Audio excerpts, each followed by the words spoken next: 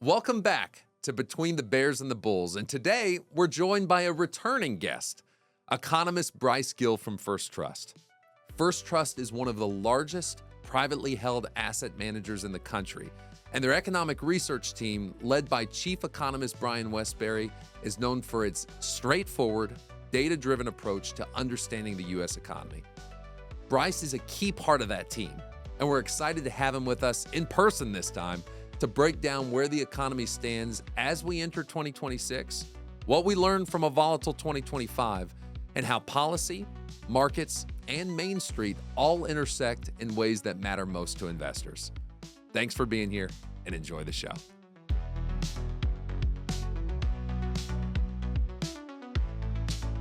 Bryce, thanks so much for joining the Between the Bears and the Bulls. We're excited to have you, man. Dude, it's so good to be here in Fort Worth. I know. Staying at Hotel Drover. Went to Lonesome Dove for dinner last night. Dude, you're living it up, man. It's the best, man. I love coming here.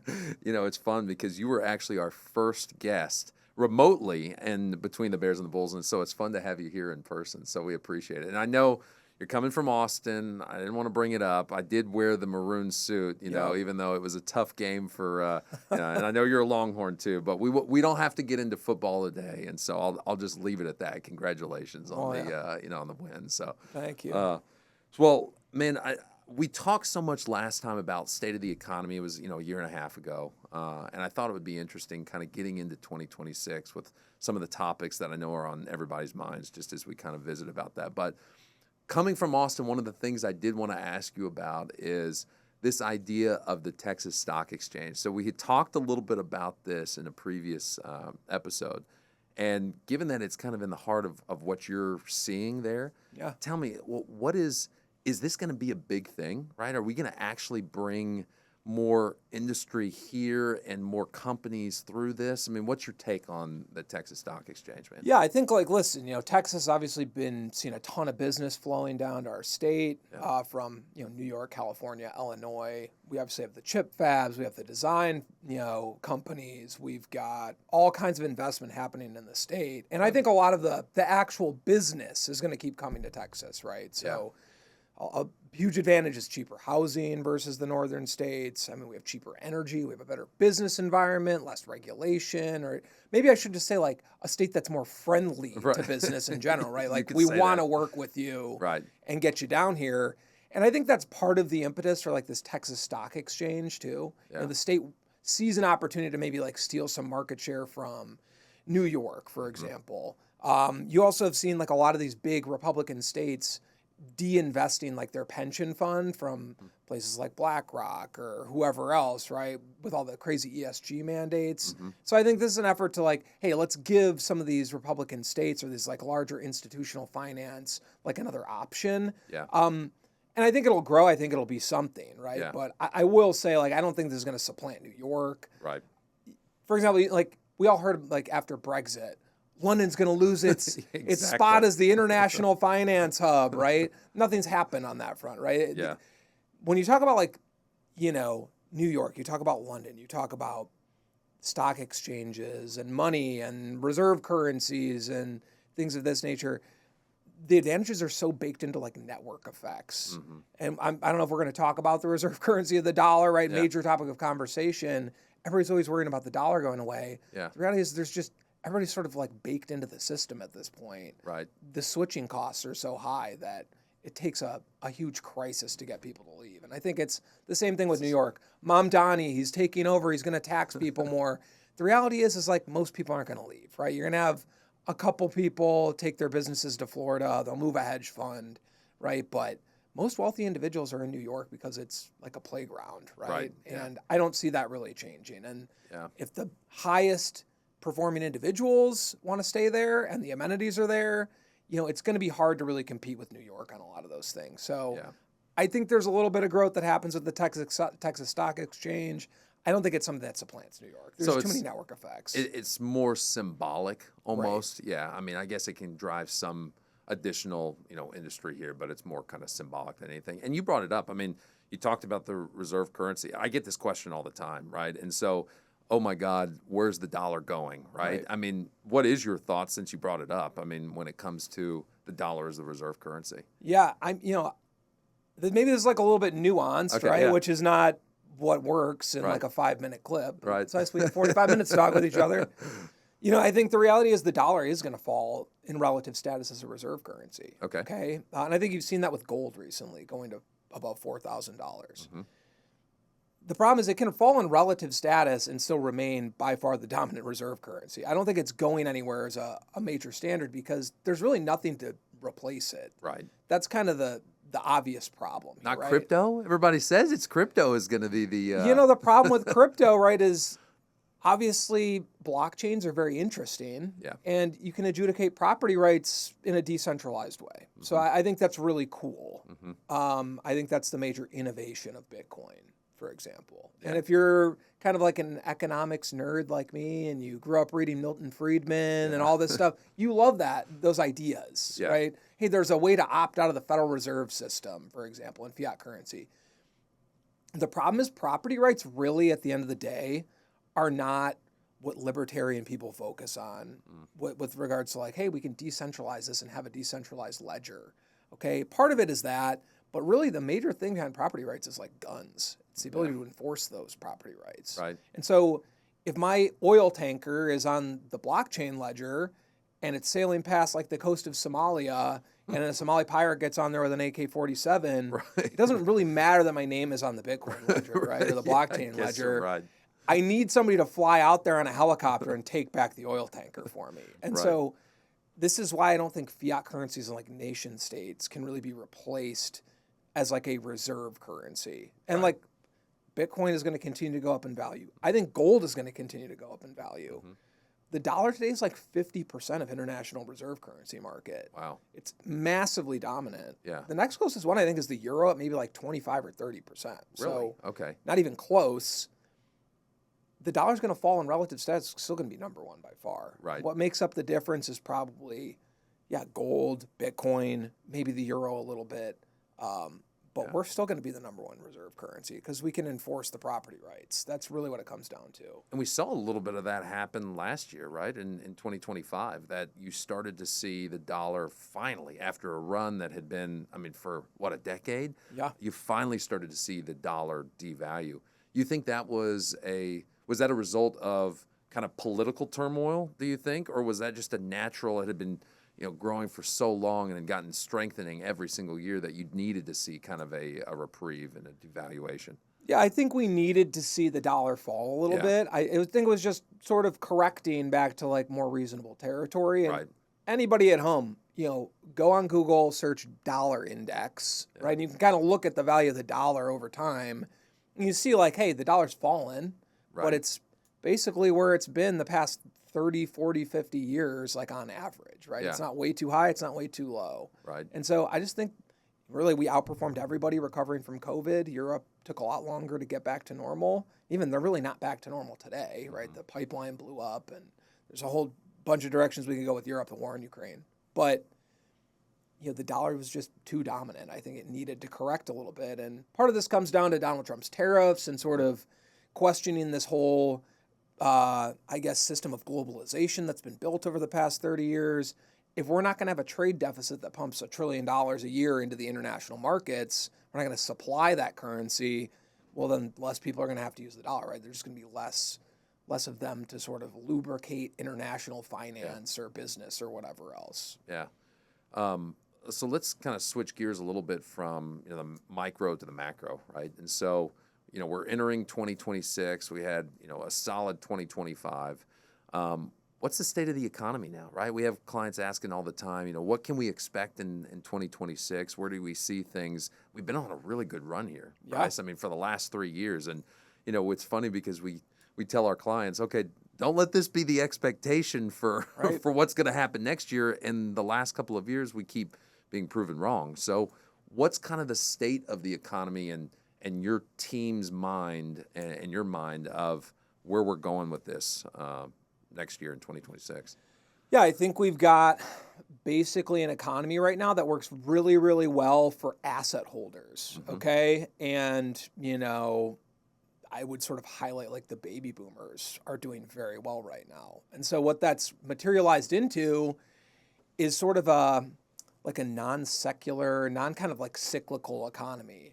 It's very secular, I guess, right? Where consumption just kind of keeps trucking along. So the baby boomers, like retired people, okay, 65 plus are the largest consumer demographic in the United States today. That's never been the case before. 20 years ago, if you're a retired person, 65 plus, you're the lowest consumer demographic, right? Because you're on a fixed income or whatever. Baby boomers have done very well because of the democratization of finance and 401ks and, tax preferences to retirement accounts and all this stuff. And it's really paying off for them right now. And so, hey, if you own assets, like your brokerage account has done very well, you're retired, you don't really care about slowing job growth in the United States, for example. So we have a very top-heavy, like asset holder type economy here. Top 10% or 55% of consumption. Retired people are the largest consumer demographic by age. It means consumption is just not very cyclical. It just kind of keeps humming along and not really much upsets it. That's why you see like, hey, job market slows down. Doesn't really matter. GDP keeps growing. The other thing I'd highlight here is we have a massive CapEx boom happening in the United States. One, because globalization is reversed since COVID. We're going to bring all these supply chains home. So factory construction has boomed, right? Every major company is putting a lot of CapEx in place. The big, beautiful bill incentivized more CapEx with things like bonus depreciation and things of this nature. And on top of that, you have the AI data center construction boom as well, right? Which, some economists have said 50% of GDP growth in the United States in 2025 have been data center construction. Wow. So you've got a non-cyclical consumer base of asset holders that keep consumption growing, and then you've got a massive CapEx boom that's going to keep GDP growing. So real economy, like GDP is going to continue to grow. Where it gets a little bit more worrisome is like, hey, entry-level jobs out of college, right? Probably the worst job market for these people in modern history. The number of people taking the LSAT is up like 7 times what it was a year ago. Yeah. Wow. A year ago, about 6,000 people took the LSAT in August, I think it was. This year in August, like 42,000 people took the LSAT. Holy moly. This is a good indicator, right, that, hey, if I get out of college and the job market's really bad, okay, I might kick the can down the road and just go take the LSAT and go to law school. So what I worry about is, hey, these entry-level jobs aren't there. It's slowing down job growth. We've also deported a bunch of people. We switched immigration policy. That's really slowed down the job growth. But generally speaking, consumption is non-cyclical, and we have a lot of CapEx. So I think the economy is going to continue to grow. Where I get worried is if the AI music stops. Okay? Because I guess maybe like a textbook way people would look at this is like, hey, the economy slows down or we have a recession or the job market slows down and then the stock market crashes, right? Because there's less consumers, less people are buying things, whatever. I think it's sort of a reverse causation today where it's like, hey, the AI story hits a snag or these companies can't deliver anymore on these crazy expectations or there's another DeepSeek or who knows, right? OpenAI is massively overstating its depreciation allowance or whatever, right? There's so many stories about AI today. I just say there's a lot of parallels to like the other tech bubbles. There's a lot of differences. These companies have a ton of earnings, and I understand that. But if the AI story gets rug pulled or there's some kind of problem that arises or a crisis of confidence, the markets fall. That's where you see baby boomers pull back on consumption. That's where you see CapEx slow down at these major companies. That's something that could lead to a recession in the United States. So I worry about how much the financial markets are going to have a result on like the real economy today if something changes. The other thing that you said there when you were talking about job growth and there's not the entry-level jobs too, does that tie in with AI as well? Is the reason that you're also not seeing these entry-level jobs availability is because AI is just supplanting those jobs? Or not yet? I would say, like, listen, part of it is obviously AI can, when I first got a job out of college, was I adding a lot of value? Not really. Right. I got hired to do a bunch of grunt work. Right. Okay, I'm doing data entry, I'm dealing with compliance, I'm making coffee.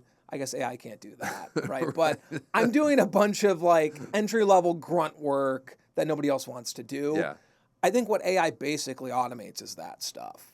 Okay. And so, yeah, I think some of the slowdown in hiring at large companies is because of AI. They're just able to automate some of these grunt work tasks that maybe like a person right out of college is doing. Okay. Right. You get hired at a law firm, for example. You don't have to do research the same way at a law firm or anywhere because of AI. Right. So I think part of the slowdown, yes, is because of AI. I think part of it, honestly, is just the story around AI too, where it's like if you're a Wall Street CEO today, your number one priority is, hey, what's my AI implementation plan? And it's kind of like cryptocurrency a couple of years ago, where companies would just like put cryptocurrency in their like, 5K or 10K or whatever, and like their stock would go up. Right. Okay, even though like, is UPS really doing anything with cryptocurrency? No. Yeah. But it's like a cash grab. It's sort of like this is what you have to do as a CEO. Yeah. Is like ride the market here. I think a lot of them are doing that right now. They're just pausing hiring and like maybe putting some tools in place. And I think a lot of it, honestly, is sort of like a formality or just kind of tinkering around the edges. But it has led to a hiring freeze, at least right now. So. And you talk too about the baby boomers. I mean, it's a consumer-driven economy. We definitely know that, right? Yep. We can see that. Is there any concern from your standpoint that as we see, and maybe we've got another 10 years of this, you would know better than I, but how long do the baby boomers continue to consume before that next generation takes over? And then will they have the same spending habits as the baby boomers did, right? I mean, do we fear that as that transition of wealth happens, you start to see that slowdown of that consumer-driven economy? Because there's obviously varying differences in the way that, the next generation obviously spends, right, versus the baby boomer generation. Is that a concern, or do we have enough of a period of time that it's like, okay, no, next 10 years, the baby boomers are going to continue to spend money?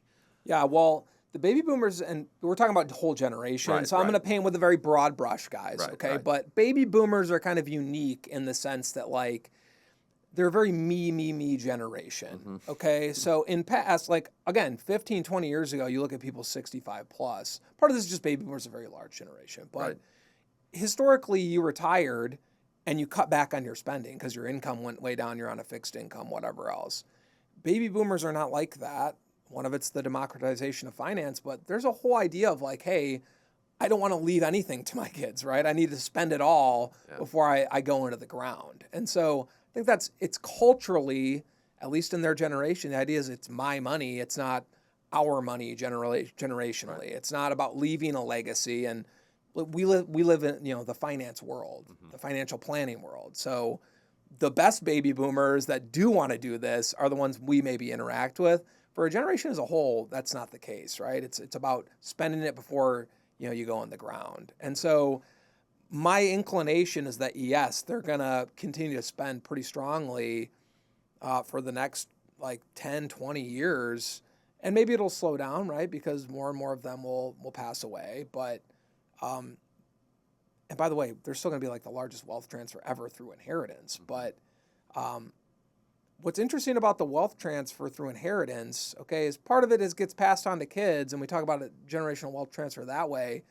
A lot of this is like if you're a doctor today and you're running a practice and you're a baby boomer, you're not trying to pass that on to your kid. A lot of the following generation like doesn't want to do what their parents were doing, right? So I don't want to put this all on the baby boomers, but this is why we're seeing like private equity come in and buy up all these small businesses and kind of like try and roll them up into larger products that they pass on like through the rest of institutional finance. The private markets are a huge thing in our business right now. That's part of the generational wealth transfer, right? It's like, I'm just going to get paid out and take the money and go on vacation in Europe, and my kid can figure out how to be an Instagram influencer or, whatever else on his own. That could be very viable, Bryce. I've seen some of these crazy numbers that these Instagram influencers are making. It's crazy. Like the toy opening stuff, right? It's like exactly. You never guess that opening like action figures on camera is getting more views than like the new, I don't know, Sandra Bullock movie. Is Sandra Bullock still making movies? I don't know. But Hollywood's sort of dead, right? It's like we've seen institutional like media dying, basically. And like the kid that opens action figures on YouTube actually makes more money than like a mainstream Hollywood celebrity. I was flying back to Austin like 2 weeks ago, and I sat next to Glenn Powell on the airplane. Did you really? And what kind of was striking to me was like, he's like the biggest Hollywood celebrity in the world right now, Right. almost, right? He's everywhere, and he's flying commercial with me. I'm like, I don't know, maybe I just grew up in a different age of like Hollywood, right? That is too funny. Yeah. That's too funny. Great guy, by the way, very nice. Very, very nice guy. Well, he's also a Texas guy, right? Yeah, he lives in Austin. Okay. Very cute dog. Yes, is that right? Yeah. Now the dog wasn't on the plane with him. He didn't. The dog was on the plane. Oh, with him. is that right? Yeah, oh, yeah. Okay. There we go. Maybe some special treatment there for the Hollywood star, but that's I love it, man. Let me ask one other thing before we kind of talk a little bit more broad, because we get the question all the time and we're feeling it, right? Inflation. Yep. Right. So, we keep talking about in the headlines inflation is slowing, and the thing we see is, well, it still means things are more expensive than they were yesterday, right? Yeah. It doesn't mean that things are getting cheaper. Where do you see inflation? Are we ever going to go back to the 2% target that the Fed's talking about? Because, I think that maybe we fixate too much on trying to get to that magic number versus just being more comfortable. And we've honestly said, and I'll be curious to hear what you say, we've been saying for a while we think we're going to be in a higher inflationary environment for longer, right? Yeah. I think this is kind of the new norm, but, we continuously hear, the Fed's trying to get back to 2%. Where do you think inflation's going?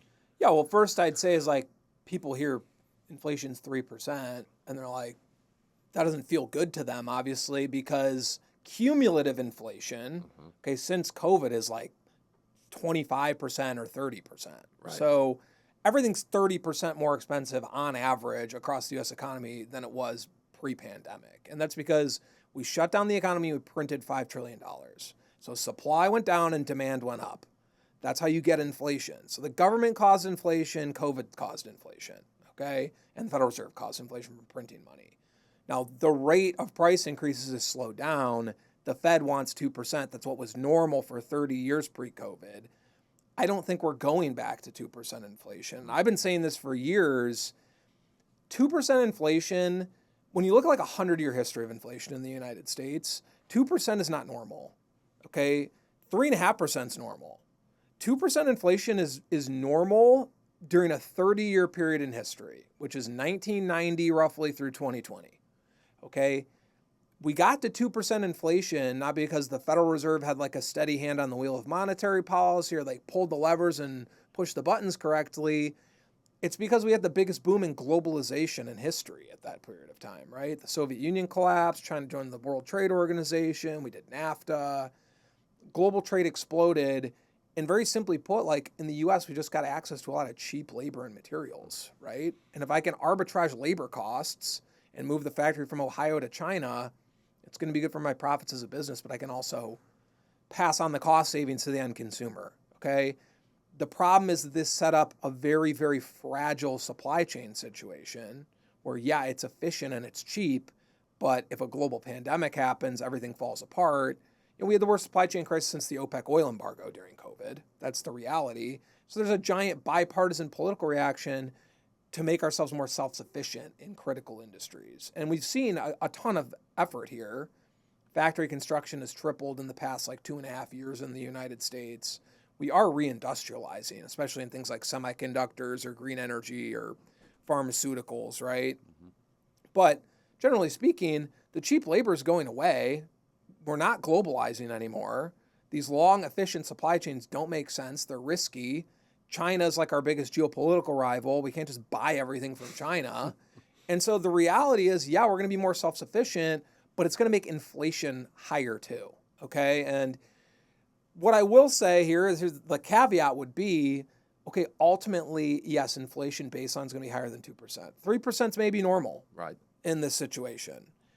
But it also means faster pay increases for normal people. Because if you're just like a normal guy, you work at a factory, you work at a restaurant, you work wherever, okay, you're not competing with someone in China the same way anymore. That's a great point. You're not competing with illegal immigration in the same way anymore. And so you have more labor negotiating power as an employee. So you can go to management and ask for a bigger pay increase. And if you look at like a cumulative pay increase since COVID versus like, let's say the top 10%, that's who like won after 08, 09, right? Income inequality. And the bottom 20%, it's like I go and I have like an hourly job. Okay, the hourly guy has seen his pay increase more than inflation since COVID. There's a bigger cumulative increase. He's also seen in the past year faster wage increases. So inflation is a problem. It's going to be higher than 2%. I wish the Fed would just acknowledge some of the stuff I'm talking about. They can't control supply chains and deglobalization and global demographics and labor negotiating power. Why don't they acknowledge it? This is the thing I don't understand. I mean, because to your point, they don't want to say this stuff that we kind of know to be true, right? Why is that? I think they look at it as something that's going to hurt their credibility. Okay, if now after years they come out and say, hey, actually 2% was never possible, like we're just doing 3%. Right, yeah. I think the idea is like all of us investors are going to panic and we're going to say, oh my God, now it's going to be 4%, then it's going to be 5%, and we're just Venezuela now, or we're Zimbabwe. And I sort of look at it in the opposite way. I think if Jerome Powell just came out and and by the way, I think internally they've accepted everything I've said, right? That's why they're cutting and it's 3% inflation anyway. Right. I think if they just internally, made a case, they came out, got in front of the microphone and said, listen, there's all these big structural factors going on in the world post-COVID, reshoring and cheap labor's going away abroad and whatever, that we can't control at the Federal Reserve. This isn't about money and interest rates anymore. It's about, shifts in global supply chains and labor negotiating power in the United States. Inflation's just higher than 2%. Maybe 3% is normal now. I think that's something that would actually add credibility to the Federal Reserve, but they don't really see it that way. Yeah, it's some of these things you talked about, and honestly, I think there is a direction that maybe some of the transparency of what we're talking about is there's so much of a concern of not spooking the markets, right? Yeah. That it almost creates an additional level of volatility because you're going out of your way not to almost say something that seems very transparent to you and what we think as well. And so, and I got to tell you, Bryce, I mean, you and your team and Brian Westbury, I mean, the economic team at First Trust, I mean, we put a lot of stock in what y'all say, and I think y'all are the best in the business in all seriousness. And y'all think about things, you're data-driven, you've got the right approach into looking at the way the economy should be looking. And one of the things I always appreciate is this idea of like the 4 pillars of prosperity, right? Y'all talk about that all the time, right? And so maybe go into a little bit more detail about what is the framework of that 4 pillars of prosperity, and how do you arrive there? And is that a good metric for looking at the economy today?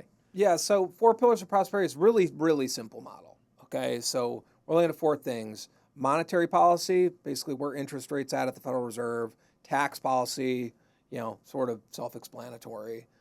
Trade policy, and then spending and regulation are the last one, okay? So I could kind of go through some of these. Trade policy I'll save to last because it's a little bit complicated, okay? And maybe we look at it in different ways. But monetary policy, okay, basically there's a neutral rate of interest that the Federal Reserve can set where it's not speeding up or slowing down the economy. You'd expect a neutral rate of interest to be roughly nominal GDP growth. So, inflation's 3%. Real GDP is probably growing at like 1.5 or 2% trend. That means a neutral rate of interest would be like 5% for the federal funds rate, or like the 10-year treasury maybe would be a better way to think about it, okay? We're obviously below that. So I don't look at monetary policy today as like restrictive to the U.S. economy at all. And people would say, hey, like the Fed cuts, it's maybe a little stimulative. I don't know. I don't really think it is, to be honest, because they'd have to really step in and do like quantitative easing or commit to bond buying to push long-term rates down. I think they're going to cut maybe one more time. It's not going to really affect the long-term rates. Yep. Interest rates aren't high. They're not restrictive.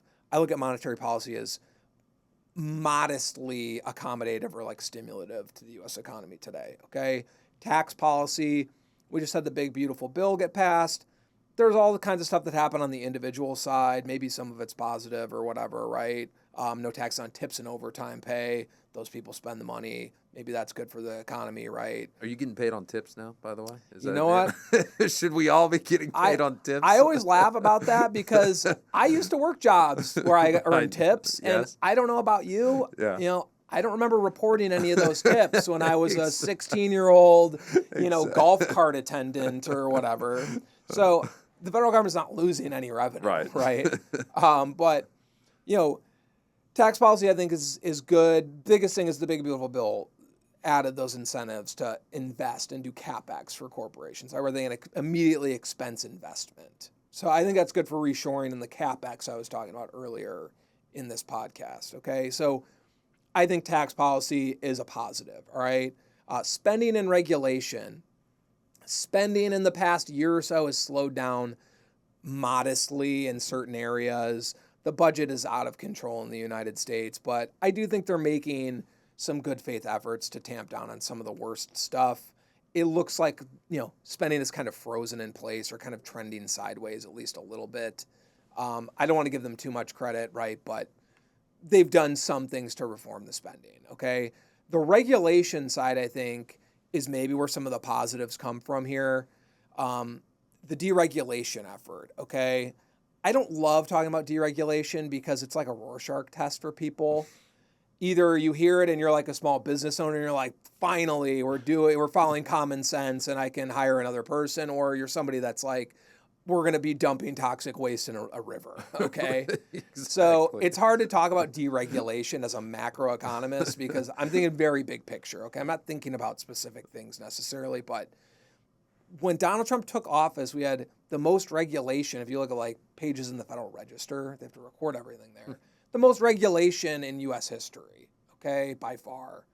So I think it's good that we adjust that downward modestly. I don't want us to start dumping toxic waste in rivers, but I think the economy was overregulated in certain areas, okay? Maybe it's underregulated in other areas, right? Data centers, AI. Mm-hmm. If you live in a small town and a data center pops up, should you be paying the same electricity rate as them? Probably not, right? Maybe we should figure that out. But generally speaking, I think a little bit of effort to remove regulatory burden is a positive for the U.S. economy. So all three of those columns are a plus sign right now. They're good, okay? Trade policy is a little bit more controversial because I think a typical model would be like, hey, if tariffs are low and free trade is high, it's good for the U.S. economy, okay? I'm kind of a little bit more skeptical of that claim. All right, I think 30 years of globalization have been bad for the United States on net. There's obviously good things that have happened from globalization, okay? But the deindustrialization, the concentration of wealth that's happened, the income inequality, the fact that, all the normal blue-collar jobs went to China and now everybody just has to work in like a restaurant or whatever. The service sector took over completely. I see some of this as very negative, okay? And so I look at tariffs as, yes, do they hurt like demand? Do they maybe cause a short-term negative impact to the U.S. economy? Yes. By the way, that negative impact is very modest. Okay, we're talking about like less than a negative 1 percentage point hit to GDP over 10 years. Okay, we're just not very trade dependent here. Right. Okay, so if you just look at it from a demand side, clearly tariffs are bad for the U.S. economy. Okay, the problem is you can't just look at it from a demand side. You have to look at it from the supply side, which is I'm sort of like a supply side focused. I think that's more important than the demand side over the long term, right? And so I don't really care that much that tariffs hurt demand. And I think, by the way, it's controversial to even say that they do because who buys the most imports? Wealthy people buy imports. Right. And if you want a Louis Vuitton purse before tariffs, you're still going to buy it probably after tariffs. Most people would. Right. Okay? But really what matters with tariffs is like, what does it do to companies' incentives? Does it cause, a Bausch and Lomb or, a pharmaceutical company to build a pharmaceutical manufacturing facility in the United States to avoid tariffs? Yeah, it does. It causes a lot of companies to build factories here, to build semiconductor plants here. And are we seeing that? Absolutely, yeah. The data center construction takes time. Gets all of the press. Right. Okay, and we are building more data centers than ever before. But in raw numbers, if you go into the Census Bureau website and you look at data center construction versus factory construction in the United States, okay, we're spending 4 times as much money annually today on factory construction as we are on data center construction. Really? Yeah. So we're doing a massive reindustrialization push in the United States. And I think tariffs, tariffs are part of it. Industrial policy, the CHIPS Act, the Inflation Reduction Act are part of that. But it's just a general shift in the federal government's tone. In the past, it's all about free trade, unilaterally low trade barriers, like this is good. And I could talk about who this is good for or who it's bad for, but that was kind of the idea. Now it's shifted, and whether it's tariffs or it's industrial policy, it's about incentivizing people to bring production to the United States. And so my personal view is that the CapEx and the investment more than offsets the impact that's negative to demand, which I think is mostly theoretical. So I think tariffs and trade policy right now are actually a positive for the U.S. economy. I'm not telling you that everybody at First Trust would agree with me on that, but it's a more complex thing, I think, than just like what's the average tariff rate in the United States. So then based on those pillars, what you just said, so we're kind of hitting 4-4 at that particular point, right? I honestly do see like a lot of positive green shoots in the U.S. economy today, okay? I mentioned my worry, which is like how much AI has contributed to growth this year, not just through like CapEx, but also consumption spending of like baby boomers. So that's a reason to be worried, okay? The asset owner side of the economy that spends so much. But at the same time, reindustrialization, reshoring has boosted wage growth for like normal people. They can go out and spend money as well. They're not as dominant of like a consumer base, but I think you're going to see the consumer base broaden out in the United States as we continue to reindustrialize, and that probably is a good thing. Yeah.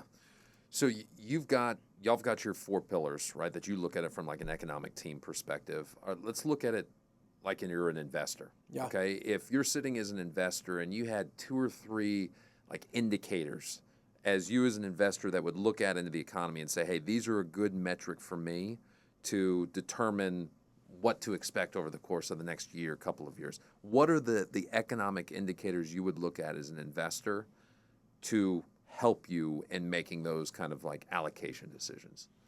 Yeah, that's a good question. I mean, I'd say, one, you have to look at like fundamentals on the stock market, and I hate bringing it up because I feel like, an old person or like, I feel like I'm like a party pooper, but okay, the markets are like richly valued. There's an extreme amount of concentration.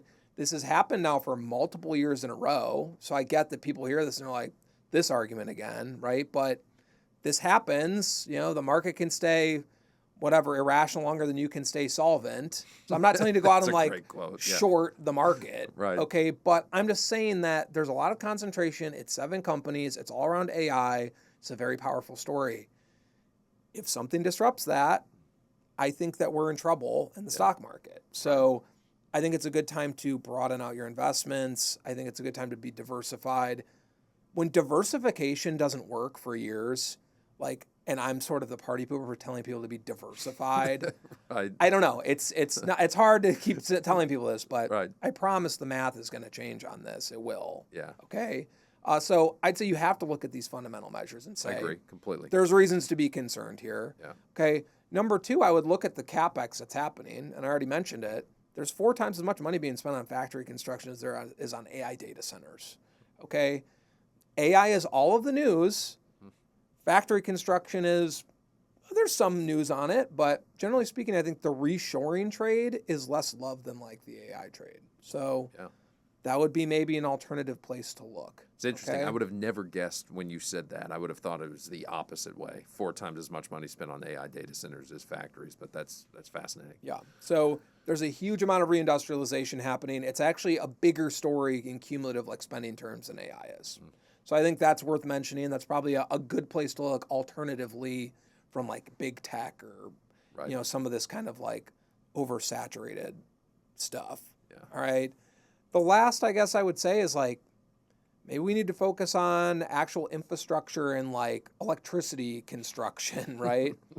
Yeah. That's, I think, the biggest impediment right now to AI, really even industrialization in the United States. Is like, can we actually build enough electricity to run all of this? And so seems like a huge growth industry to me, right? It's another place you could look. Yeah. Is there any indicator that to you is misleading, right? That people talk about all the time and they say, oh, this looks great or this, looks horrible. What's that indicator that investors should be careful of putting too much stock in? The inverted yield curve. Okay. Maybe. It's funny. That's all we heard about a couple years ago. And now, what happened to that? I was trying to tell people the inverted yield curve, the reason we cared about it, the reason it was a good indicator is that like interest rates are the price of money. Okay. And in a market economy, which is, do we have a market economy? No. The government's like 50% of GDP in the United States. But let's say on paper we did have a market economy. Okay. The price of money would be a very important price to look at. Okay. And so prices coordinate the factors of production in a market economy. The problem is the Federal Reserve got so involved in the yield curve, buying treasuries and suppressing interest rates and whatever else, they basically partially nationalized the yield curve for 10 plus years. COVID, they were buying like 80% of treasury issuance. Okay.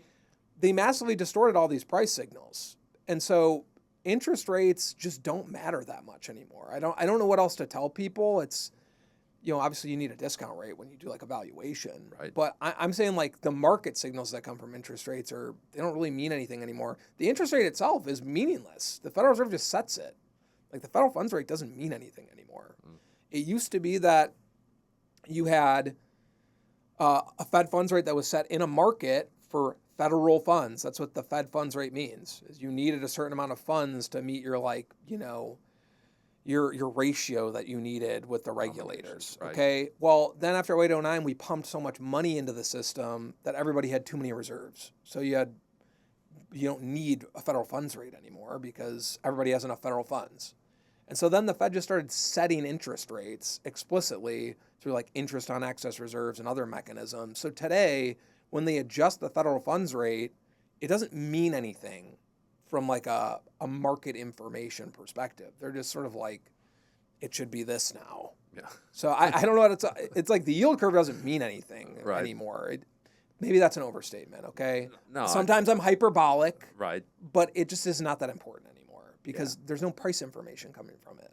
I think that's great. I mean, because we do talk about all the time. I think there's so much emphasis put on, okay, is the Fed cutting today? Are they going to cut how many more times? And there's this hyper focus where it's like everything revolves around what the Fed is going to do with interest rates. You said something there that I want to make sure that I heard this correctly. Did you say 50% of GDP is the U.S. government of what's going on right now? You're telling me the government is that large of a portion of our GDP? Yeah. So the way I get to that is you just like federal spending. Mm-hmm. Okay, federal spending I want to say is about like 20-something% of GDP. Okay. Then I add in state and local government spending, right? So spending on schools and fire departments and police departments and whatever, the permitting office downtown or whatever. Right. You add probably another 15%. So now you're at like 40%. And then if you look at like the cost of regulations in the United States. So listen, in your business, voluntarily, how much money would you put into like compliance, right? Right. You're doing the spending. So it's private spending, okay? But it's government required spending because otherwise you're in violation of the regulations. Right. So even though it's private spending, it's actually government directed. That makes sense. Okay. Yes. And so that's another 10%. It's like something like $2.5 trillion in regulatory costs a year. Okay. So if it's 25% of GDP is federal spending, 15% is state and local, and then another 10% is the cost of regulation, about 50% of economic activity in the United States is connected to the U.S. government. Wow. Do you think that globally, is that higher than most countries or lower than most countries, that 50% number? Is it worse in Europe than what it is here? I would imagine it's probably, the regulation side is probably worse in Europe than what it is here. But is that in line with what you see globally? The United States is kind of like middle of the road when you look at Europe. Certain European countries have less, certain have more. Like France has a very high, like I want to say theirs is like 65% of GDP is government connected, right? So that's an example on like the high end. Scandinavia, maybe even higher, right? But the United States is a very high level of like government in our economy. The idea where we have like this market, dog eat dog capitalism here is not true. Most of the economy is like large mega corporations with government contracts, right? I would say we not want more small and medium-sized businesses. Right. But, again, who benefits from 30 years of globalization? It's like large mega corporations, right? So I think the concentration that we've seen in like industries and all these things. A lot of it comes from globalization and global trade. Yeah. Dude, I could sit here and talk to you for hours because you know something about everything. I mean, this has been an incredibly, a lot of fun. And so it's been an incredible opportunity to sit with you and your team. Like I said, we respect the heck out of you. And I know you travel all over the States, speaking and talking and having conversations like this. And so it means a lot that you took the time to visit with it. And so I do want to finish with this. Given that the podcast is called Between the Bears and the Bulls, it only seems right. What's one thing that has you bearish, and what's one thing that has you bullish for the economy in 2026? Yeah, bearish for the economy is AI and concentration in the markets. And I mean, listen, everybody has their own thoughts about AI. Okay, I think AI is mostly a parlor trick right now. I don't really see it being used for anything serious. Yeah. I think there's a lot of different studies that have been done on AI. MIT did one recently, okay?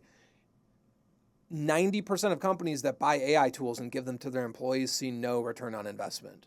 Interesting. Okay? The biggest thing in AI today is not even the tools, it's selling training on the AI tools, right? So it seems to me like if this is such a self-evident like game changer of a technology, do I need to like hire Ernst & Young to teach people how to use it? Right. No, right? Also, okay, if instead of spending 30 minutes or an hour on making slides, I spend a quarter of that time, I'm not making 4 times as many slides. Right. I'm just taking that as leisure time. Yeah. Okay, so it's not actually increasing production right now. That's another problem. So listen, I think it'll mature into something, but it's going to take a while. And so I look at the situation right now as a lot more tenuous maybe than other people do. Okay, I don't think this is the 5th industrial revolution that's happening right now, personally. Mm-hmm. Okay, so I'm worried about AI and like the market impact of AI. Bullish, I think, is the fact we're bringing all these supply chains back home. The United States just making more things for itself and becoming more self-sufficient. Our biggest weakness right now is the fact that we're relying on these far-flung supply chains all over the world. Everything else the United States is great on: demographics, raw materials, military power, innovation, property rights.